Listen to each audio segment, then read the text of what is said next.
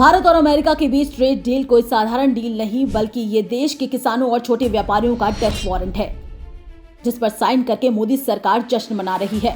Trump के दबाव में भारत ने पहली बार कृषि को अंतर्राष्ट्रीय ट्रेड डील में शामिल किया है। To be signed with India sometime soon. Yeah. Will that stand now? Nothing, and on the decision, changes. Nothing changes. No, nothing changes. They'll be paying tariffs, and we will not be paying tariffs. They'll be paying tariffs, and we will not be paying tariffs. Our deal with India is they pay tariffs. This is a reversal from what it used to be. अब अमेरिकी मक्का, soybean और dairy products के लिए भारतीय बाजार खोला जा रहा है, वो भी जीरो टैरिफ पर। इससे स्थानीय किसानों की फसलों के दाम गिरेंगे और किसान आत्महत्या को मजबूर होंगे।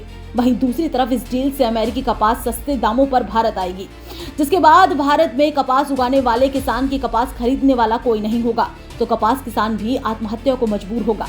इसके अलावा इस डील में अगले 5 साल में भारत $500 बिलियन इंपोर्ट करेगा, जो अभी के $50 बिलियन के इंपोर्ट से 900% ज्यादा है। इससे भारत का $41 बिलियन का सरप्लस खत्म होगा, ट्रेड डेफिसिट बढ़ेगा, भारतीय उद्योग बर्बाद हो जाएंगे और भारत अमेरिका से बिना टैरिफ सस्ता दूध खरीदेगा, जो भारत में उत्पादित होने वाले दूध से सस्ता होगा। इससे भारत के छोटे छोटे दूध उत्पादक आत्महत्या के कगार पर चले जाएंगे।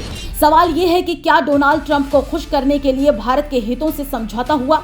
क्या देश के हितों को अनदेखा कर प्रधानमंत्री नरेंद्र मोदी ने अमेरिका के सामने सिर झुका दिया?